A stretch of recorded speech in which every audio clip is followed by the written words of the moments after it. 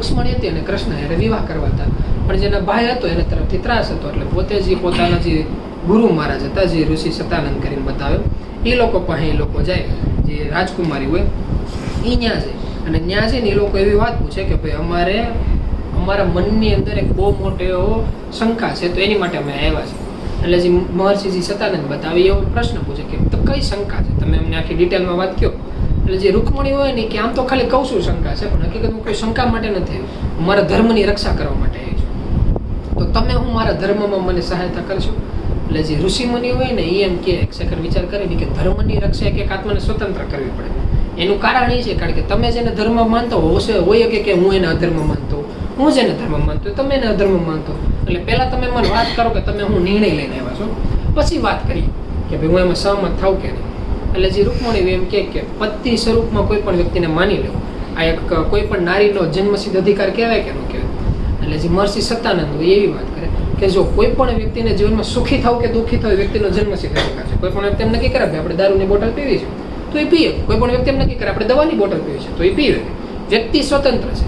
એવી રીતે જે લગ્નનો જે આખો પક્ષ છે, જ્યારે બે પાત્ર એકત્રિત થાય ત્યારે કોઈ પણ વ્યક્તિ નિર્ણય લઈ ગયા કે ભાઈ આપણે આ વ્યક્તિ હારે વિવાહમાં જોડાવું છે કે આ વ્યક્તિ હારે વિવાહમાં નથી જોડાવું, પણ એ વ્યક્તિનો ખાલી વેમ જ છે કે આપણે આ વ્યક્તિ હારે વિવાહમાં જોડાવું અથવા તો ઘરમાં વ્યક્તિ આવશે તેનાથી આપણા ઘરમાં સુખ સમૃદ્ધિ કે સાધના છે એ વધશે. એનું કારણ એ છે કારણ કે જે સુખ અને સાધના છે ને એ વ્યક્તિના કર્મના આધારે જોડાયેલી છે. અને જો હકીકત એવું થતું હોય કે ભાઈ બહારની કોઈ વ્યક્તિના બે વ્યક્તિના આપણે મત લઈને ઘર આપ્યું હોય વ્યવસ્થિત થયેલું, અથવા તો એવું હોય કે કોઈ પૂજાપાઠ કરીને વ્યવસ્થિત થયેલું હોય, તો આપણે રામાયણનો બહુ મોટો હારામાં એવું ઉદાહરણ છે કે રામથી મોટા તો કોઈ સમજેલા વિશ્વના દેવ વ્યક્તિ કહેવાય તેની, સીતાથી સમજેલી કોઈ નારી ન કહેવાય.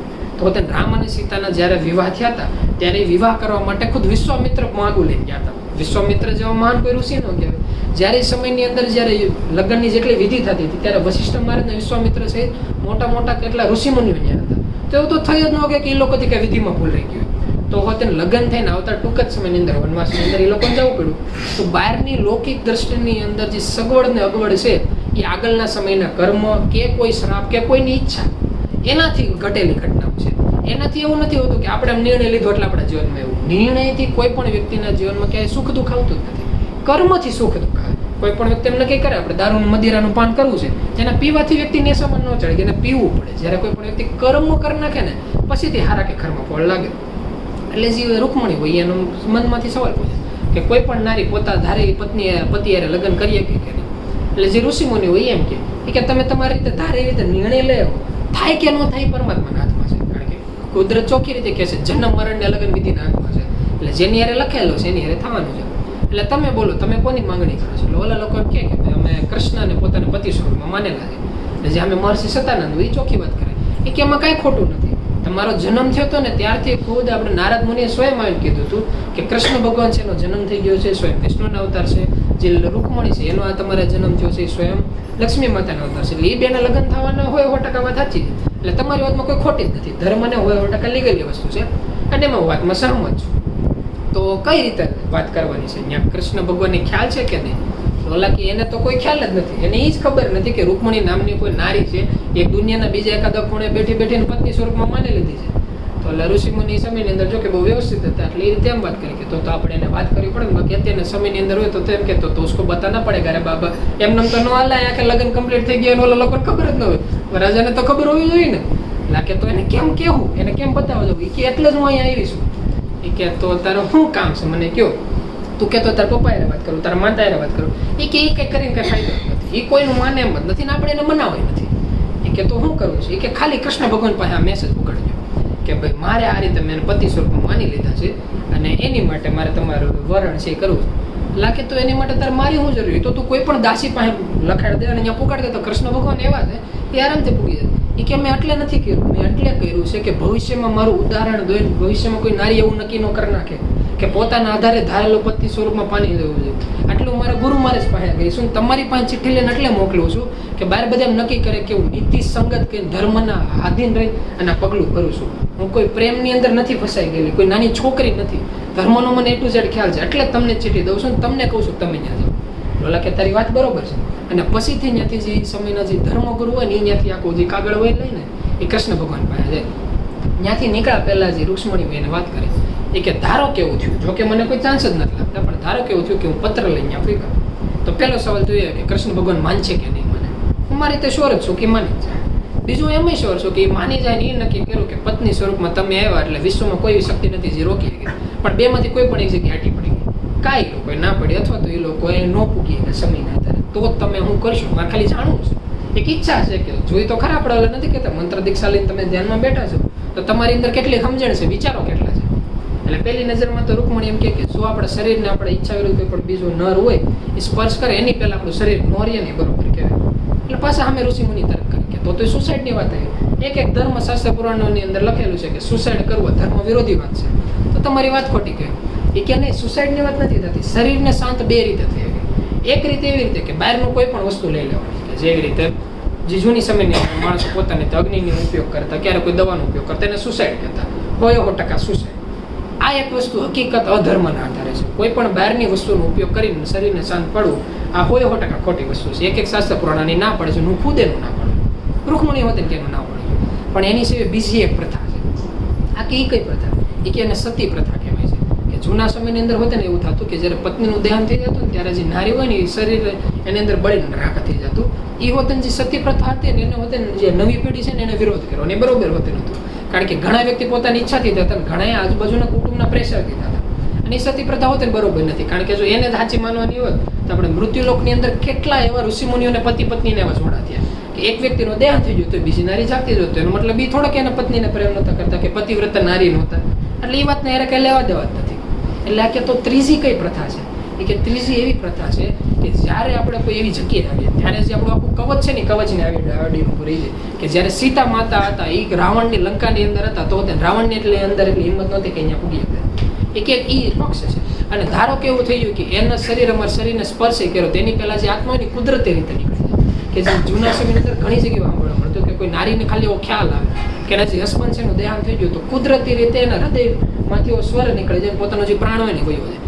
કે આ ઘટના ઘટી શકે ખરી, જોકે ચાન્સ નથી લાગતા તમે કીધું રીતે, પણ તો હોતે નાનું અંત આ રીતે આવી એટલે કે નહીં હવે મારે મનથી હોય એવો ટકે સ્વતંત્ર શું કે તમ તારે તારા જીવનની અંદર સુખ છે. પછી પોતે ત્યાંથી નીકળે અને પોતાની જેટલી સૌથી ગતિ હોય એટલે ગતિવાળા અશ્વ લઈ અને જે કૃષ્ણ ભગવાન એ લોકો પાસે જાય. કૃષ્ણ ભગવાન પાસે જવા જાય એટલે કૃષ્ણ ભગવાન પાસે આખું પત્ર હોય, પત્ર લખાઈ નાખે. કૃષ્ણ ભગવાન 2 મિનિટ શાંતિથી વિચારે અને વિચારીને જે વિચાર મગ્નની અંદર હોય ને એટલે જો મહર્ષિ સતાનંદ એમ કે તમે કઈ વસ્તુમાં વિચારો છો, ત્યાં જાવું કે ન જાવું? એ કે નહીં, એમાં તો વિચારવાનું જ કે હવે ખાલી હું એ રીતે વિચારું છું કે અત્યારે કેટલા સમયની અંદર પૂગવું. તો જો હું એક રીતે એમની અંદર એવા કન્ફ્યુઝનમાં છું કે ધારો કે આખી મારી સેના લઈને ગયો, સીધા એના દરબારની અંદર વહી ગયો, તો બહુ બરોબર ન કહેવાય સસરાને પાસે અહીંયા સીધું સેના લઈને હથિયાર લઈને પૂગી જવું.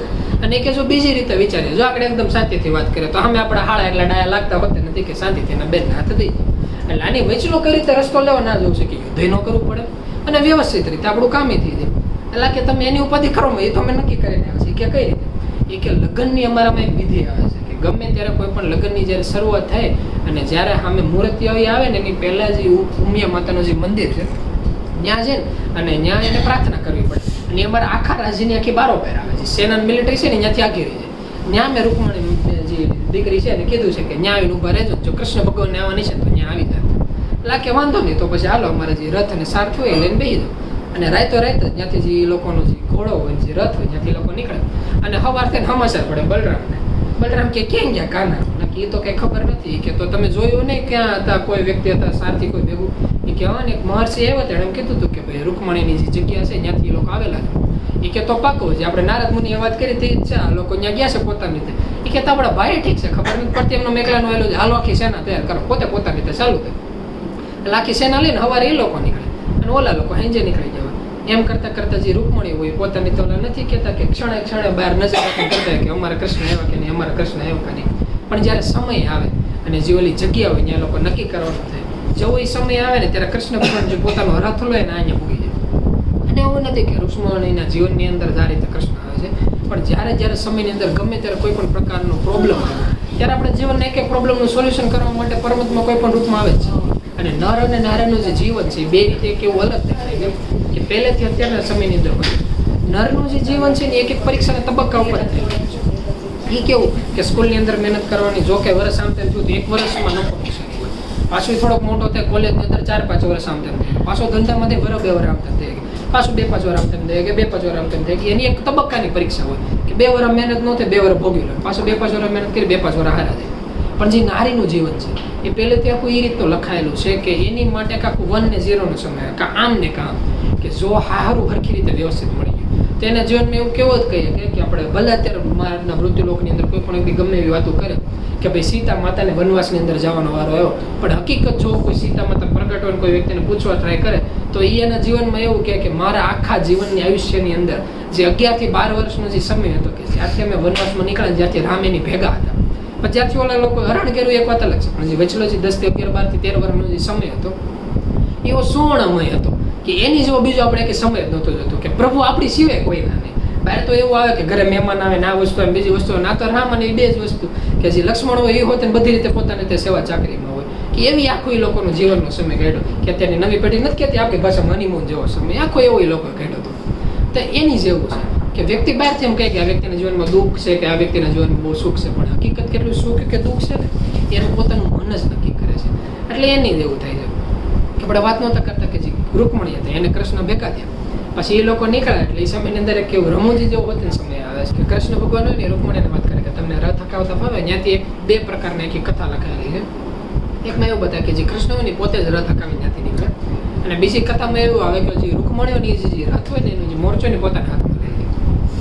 એનું કારણ એવું છે કે જ્યારે એ લોકો રથને નીકળે ને એટલે એના સૈનિકોના આધારે જે રૂકમણીના ભાઈજી હોય રૂકમી એને ખ્યાલ આવી જાય કે કૃષ્ણ એવા હતા ને આ રીતે આપણા બહેનનું હરણ થઈ ગયું એટલે પોતાની આખી સેના લઈને યુદ્ધ કરવા જાય, પણ થાય એવું એની જે આખી સેના ત્યાં પૂગે ને ત્યાં બલરામને યાદવોની આખી સેના પૂગી જાય અને 2 વચ્ચે ત્યાં ભયંકર યુદ્ધ થાય, જેમાં શિશુપાલ ને એ લોકો જે બલરામ ને એ લોકો આમે યુદ્ધ કરતા હોય કે જે આપણે મગધના રાજના જે જરાસંધ ને એ લોકો બલરામને અમે આખી સેના અમે યુદ્ધ કરે. પણ એ સમયની અંદર જે રૂકમી હોય ને એવું નક્કી કરે કે આ લોકો આ યુદ્ધ કરવા જાય છે, એમાં કૃષ્ણ તો કે દેખાતા નથી, આપણે બેન દેખાય તો આપણે એની વાહે જઈએ, અને પોતે જે પોતાનો આખો રથ હોય લઈને કૃષ્ણની પાછળ જાય. કૃષ્ણની પાછળ જતા છેલ્લે કૃષ્ણને લલકારે કે ક્યાં ભાગી જશો, જો તેવડ હોય ને હકીકત યુદ્ધ કરવાની કોશિશ હોય ને તો આવીને મારે આમ યુદ્ધ કરે, અને ત્યાંથી પછી કૃષ્ણ જે રથ હોય ને વાળીને અને વાળીને યુદ્ધ કરે, અને યુદ્ધ કરીને છેલ્લે એવું થાય કે આ સીધી વાત છે પરમાત્મા ક્યાં કોઈને કોઈ ટકે એવું છે, ત્યાં ઓલો વ્યક્તિ હારી જાય, અને હારીને છેલ્લો સમય એવો આવે કે કૃષ્ણ ભગવાન હોય ને હાથમાં સુદર્શન ચક્ર લઈ જાય અને ચોખ્ખી વાત કરે કે પરમાત્મા તને બહુ સારો સમય આપ્યો હતો, તારા માતા પિતા સમજેલા હતા, ગુરુ હતા આ સમજેલા હતા, બેન તારી જે તેજસ્વી નારી કોઈ ન કહે એટલી તેજસ્વી નારી હતી, તને એવું થાત કે જો તું ખાલી તારું જીવન વ્યવસ્થિત રીતે જીવ ને તો ભવિષ્યની અંદર જો ક્યાંક ધર્મયુદ્ધ થયો હોય તો એવું થાત કે તું સમજેલા સારા વ્યક્તિના પક્ષમાં હોય, પણ ખાલી તે તારા એક મિત્રની અંદર અને તે મિત્રતા નિભાવવા જોઈએ. એમાં હોત ને એવું તો તું એવો નહોતો કે મિત્રતા નિભાવવા જાત, કે જે રીતે કોઈ મિત્રતાનું ઉદાહરણ લેવા જાય તો હજી ઇતિહાસની અંદર કર્ણના વખાણ સાંભળવા મળે છે કે દુર્યોધને મિત્રતા કરી સાચા દિલથી કરી, તારા કોઈ વખાણ નહીં કરે કે શિશુપાલે મિત્રતા કરી સાચા દિલથી કરી. તેનું કારણ એ હતું કારણ કે તારે શિશુપાલની મિત્રતા નહોતી જોતી, તારે મગધ દેશની તાકાત જોતી. તને ખબર હતી કે એક વખત આ 2 દેશ જોડે ગયા તો આપણે આમ કંઈ પડી નહીં, અને એટલે જ કે તારી આખી સાધનાનો ઉપયોગ કરીને વરદાનમાં બ્રહ્માસ્ત્ર માંગ્યું તો એ હોતે ને એક વખત ઉપયોગ થઈ ગયો હતો કે એટલી સાધના તે ખાલી નાનકડા એવા તીરની અંદર વાપરી નાખી, તમને ખબર ન પડી કે આનો ઉપયોગ કરી હકી કે નહીં કરી હકી. અને આજ સમય એવું નથી એની હારે થાય છે, આ મૃત્યુલોકના કેટલા વ્યક્તિ હારે થાય છે કે થોડુંક એટલું ભેગું કરી લે, એટલું ભેગું કરી લે, એટલું ભેગું કરી લે, એ નથી વિચાર કરતા વ્યક્તિ કે એનો ઉપયોગ એ કરી શકશું કે નહીં. ઘણા વ્યક્તિ એમ કે વારસાગતમાં દેવું, પણ એ નક્કી નહીં કે વારસાગતમાં દેવાવાળા વ્યક્તિ હોતે ને એનું પાલન કરી શકે નહીં. કે હમણાં થોડાક દિવસો પહેલા મેં અહીંયા દુકાને બેઠા હતા ને તો કે એકાદ 2 વેપારી એવા કહેતા હતા કે અમારા ધંધામાં એવું મોટા ભાગે એવું સાંભળ્યું કે 80 થી 90 વરાના વ્યક્તિ કે જૂના સમયના જે વાણિયા હોય ધંધો એવો સેટ કરીને કે રોજને આવે હજારોમાં નહીં લાખોમાં ની આવે, એટલો વ્યવસ્થિત છે. અને નવી પેઢીના હાથમાં ધંધો હોય ને ઓલાનો પિક્ચરની અંદર ડાયલોગ અમે આપણે પેરો પે ખડાવો ને અમારી રીતે ચાલુ કર્યું છે, પછી માતા પિતાના ધંધો છેડવા મૂકી જાય તો ઓલા લોકો એવું કહેવા માંડ્યા હતા કે હવે ધંધો ધીમે ધીમે હકેલવાનું કારણ છે. બીજું કે વ્યક્તિ નથી કે જેને આપણે આખી ખુરશી ઓપી દઈએ, અને છોકરા કંઈ કરવા નથી માંગતી એની રીતે કંઈક કરવા જાય છે, ફોરેન જવા જાય છે, એ કે તો હાજે સારો ધંધો એ લોકોને મૂકી દેવો પડશે. એટલે એવું નથી સમયની અંદર થતું. અત્યારે હોતે માતા પિતા પોતા તરફથી બધી મહેનત કરે પૂરી કરે, જો નામને આધીન બધી કરી તો બધી એની વસ્તુ ફરજમાં રૂપાંતરિત થઈ ગઈ. જો નામ મૂકીને કોઈ પણ કર્મ થયું એની વસ્તુ ધૃતરાષ્ટ્ર જેવી થઈ ગઈ. નકર કોઈ પણ માતા પિતા છે પોતાનું સંતાનનું સારું કરવું એની ફરજમાં આવે, પણ ધૃતરાષ્ટ્ર કરવા ગયો, નામ વિરોધી થવા દીધા હોય એટલે અસુરની જેમ એનું પાત્રતા લખાણી. જ્યારે એની વસ્તુ હરખા આધારે થવા મળી ત્યારની વસ્તુ આપણે ફરજ તરીકે કહી છે. એટલે એની જે વાત હતી અહીંયા થઈ કે જે વ્યક્તિએ વાત કરી કે તે તારા ફરજ જો નિભાવી હોય તો આજ તારો આવો સમય ન હતો, અને જે સુદર્શન ચક્ર હોય ને ખોલીને એમ નક્કી કરે કે આગળ તારું જે ધડ છે એ મસ્તક છે આ નોખું કરી નાખો અને એને તારો અંત કરી નાખો એટલે પાછો તને ખંભારવો નહીં, કારણ કે વહેલા મોડું તારો અંત તો કરવાનો જ છે. તાજી રૂખમણી હોય ને એને એના પગમાં પડી જાય કૃષ્ણ ભગવાનમાં કે હજી આજે જ મારા લગ્ન થયા છે ને આજે જ મારા ભાઈને તો વધારોમાં એવું થતું હોય ને તો અત્યારે પૂરતો જાવજો, પછી હું બીજી વખતે તમને ના નહીં પાડીને આજ પછી કોઈ બીજી એક વસ્તુ માગીને ખાલી અહીંથી મને છૂટા કરજો, અત્યારે આપણે આ વસ્તુ નથી કરી. અને કૃષ્ણ ભગવાન એમ કહે કે વાંધો નહીં તમે આ લોકો કહે છે ને એટલે આપણે લોકો માનવા તૈયાર છે. એટલે આનામાંથી થોડોક એ હોતે શીખાજો કે ક્યારેક 2-5 વાત માનવી પડી હોય તેમાં ખોટું નથી. કૃષ્ણ ભગવાન હોતે ની સમયની અંદર માનતા તમે તારે, એટલે એની જેવો સમય છે કે સમયના આધારે હાલવું પડે. અને કૃષ્ણ ભગવાન પાસે એવો પાવર હોતે છે કે સમયના આધારે જ્યારે જરૂર પડે ત્યારે ઓલાને એમ એટલા હદુદી થઈ જાય કે આની બદલે ત્યારે આપણું ધર્મ નોખો કરી નાખ્યો ને તો સારું હોય. અને ભગવાન જો ગમે ત્યારે મોત હોતે ને આપે ને તો સ્વીકારી લેવાની હસ્તામાં દે. જો એ લોકો એમ નક્કી કરીને કોઈ એક વખતે કે વાંધો નહીં હાલ ને તારો હિસાબ કુદરત કરી લે, એની જેવી ખરાબ હાલત એક કઈ એ એવું કહેવાય છે કે ઓલા નથી કહેતા કે આંખે કરું આંધળો ને દિલે કાઢું કઢી, એની જેવી એ પથારીની અંદર પડો વ્યક્તિ તડપે મોતની ભીખ માંગે પણ એ સમયની અંદર એને મોત ન આવે. એટલે અકર્મ કરતી વખતે ધ્યાન રાખો. બીજા ગમે એટલા ક્યારેક આમ ઊંચું નીચું થઈ જાય પણ ધર્મને આધારે રહેલા વ્યક્તિ યાર કોઈ દી ઊંચી નીચી વસ્તુ બોલે તો નહીં, વિચારી ન થાય ને એનું ધ્યાન રાખવાનું. એક વખત જો વિચાર થઈ ગયો ને તો નામ હોતે ને છે તો એક વિચાર જ ખાલી 6 શબ્દોનું સ્મરણ કરવું તો હોતે કર્મ ઊંધું થતા હોય તે વસ્તુ ઊંધી થઈ. એટલે એની જેવું છે કે વિચાર હોતે ને ખોટા નહીં કરવા. પછી ત્યાંથી જે કૃષ્ણ ભગવાન જે રૂકમણી હોય એ લોકો પાછા એની જગ્યાએ જાય, ત્યાં જઈને અને પોતે જે વિવાહનો આખો વિવાહનો પ્રસંગ પૂરો થાય અને પછીની જે આખી કથા છે એ આખી જે મહાભારતની છે એ આપણે ચાલુ કરીશું. બોલો ભાઈ સદગુરુદેવ.